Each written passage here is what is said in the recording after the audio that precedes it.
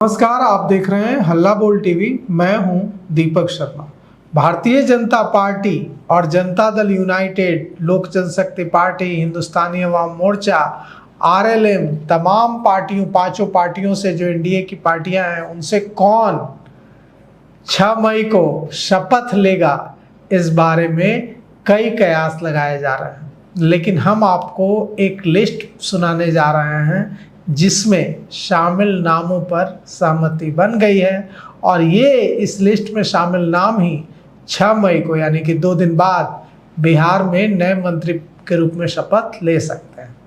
तो सम्राट सरकार का पहला कैबिनेट विस्तार होने जा रहा है और 6 मई को बिहार में नए मंत्रियों का शपथ ग्रहण समारोह होगा।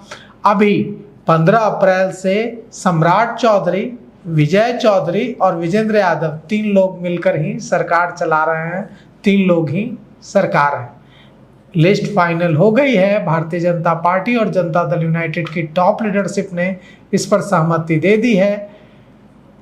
दिल्ली में बीजेपी के राष्ट्रीय अध्यक्ष नितिन नवीन और जनता दल यूनाइटेड के राष्ट्रीय कार्यकारी अध्यक्ष संजय झा से भी मुलाकात की है मुख्यमंत्री सम्राट चौधरी ने। अमित शाह से भी मुलाकात की है और लिस्ट फाइनल हो गई है। अब क्या होगा, कौन शपथ लेंगे? प्रदेश अध्यक्ष संजय सरावगी के साथ भी मीटिंग की है सम्राट चौधरी ने। प्रदेश प्रभारी, भारतीय जनता पार्टी के प्रदेश प्रभारी विनोद तावड़े से भी मीटिंग की है। तो हम आपको बिना कोई सस्पेंस क्रिएट किए हम आपको नाम बताने जा रहे हैं कि बीजेपी कोटे से कौन कौन मंत्री बनेंगे। विजय सिन्हा मंत्री बनेंगे। विजय सिन्हा नाराज हैं। भारतीय जनता पार्टी का लॉयल वोटर बिहार में भूमिहार माना जाता है और भूमिहार भारतीय जनता पार्टी से नाराज है। तो भारतीय जनता पार्टी लीडरशिप ने विजय सिन्हा को समझा लिया है। विजय सिन्हा मंत्री बनेंगे और उनके पास महत्वपूर्ण विभाग रहेंगे। मंगल पांडे मंत्री बनेंगे, दिलीप जायसवाल मंत्री बनेंगे, रामकृपाल यादव मंत्री बनेंगे, संजय टाइगर मंत्री बनेंगे, श्रेयसी सिंह मंत्री बनेंगी, सुरेंद्र मेहता मंत्री बनेंगे, रमा निषाद मंत्री बनेंगे, लखेंद्र पासवान मंत्री बनेंगे, प्रमोद चंद्रवंशी मंत्री बनेंगे, नीतीश मिश्रा मंत्री बनेंगे, मनोज शर्मा के भी मंत्री बनने की चर्चा है, इंजीनियर शैलेंद्र के भी मंत्री बनने की चर्चा है, संजीव चौरसिया मंत्री बनेंगे, सुनील पिंटू मंत्री बनेंगे, जीवेश मिश्रा के भी मंत्री बनने की चर्चा है, संगीता कुमारी के भी मंत्री बनने की चर्चा है। जनता दल यूनाइटेड कोटे से श्रवण कुमार, जदयू विधायक दल के नेता श्रवण कुमार मंत्री बनेंगे। विजय चौधरी डिप्टी सीएम रहेंगे, साथ ही साथ विजेंद्र यादव डिप्टी सीएम रहेंगे। श्रवण कुमार मंत्री बनेंगे। जमा खां मंत्री बनेंगे, सुनील कुमार मंत्री बनेंगे, मदन सहनी मंत्री बनेंगे। जदयू कोटे से अशोक चौधरी भी मंत्री बनेंगे, लेसी सिंह भी मंत्री बनेंगी, भगवान कुशवाहा मंत्री बनेंगे, रत्नेश सदा, दामोदर राउत, शीला कुमारी, मंजीत सिंह बूलो मंडल और नचिकेता मंडल मंत्री बनेंगे। चेतन आनंद, पूर्व सांसद आनंद मोहन के बेटे चेतन आनंद, नवीनगर विधायक, भी मंत्री बनने जा रहे हैं। तो अब सोच लीजिए कि यह जो मंत्रिमंडल होगा, ये फुल फ्लेज मंत्रिमंडल होगा।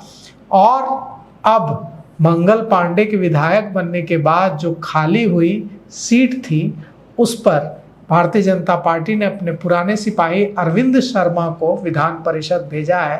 कहा जा रहा है कि यह भी एक कवायद है बीजेपी नेतृत्व की, बिहार के भूमिहार जो नाराज हैं उन्हें मनाने की। यह भी कहा जा रहा है कि विजय सिन्हा का कैबिनेट में मंत्री बनना फाइनल है। अब वे मान गए हैं टॉप लीडरशिप के मैसेज के बाद और उन्हें अहम विभाग दिए जा सकते हैं। साथ ही साथ अरवल से जो विधायक हैं मनोज शर्मा, भागलपुर के बेहपुर से जो विधायक हैं इंजीनियर शैलेंद्र और जाले से जो विधायक हैं जीवेश मिश्रा, इन पर भी चर्चा है कि इनमें से किसी एक को मंत्री बनाया जा सकता है। मनोज शर्मा और इंजीनियर शैलेंद्र सम्राट चौधरी के भी बेहद करीबी माने जाते हैं। अब आते हैं कि रामकृपाल यादव को मंत्री जो बनाया जाने का फैसला जो लिया जा रहा है, इसके पीछे क्या तर्क है? इसके पीछे सीधा सीधा तर्क यह है भारतीय जनता पार्टी नेतृत्व का कि रामकृपाल यादव पहली सरकार में मंत्री थे और अब सम्राट चौधरी सरकार में भी उन्हें मंत्री बनाकर यह मैसेज भेजने की कोशिश यादवों के बीच की जाएगी कि यादव भारतीय जनता पार्टी के दुश्मन नहीं है।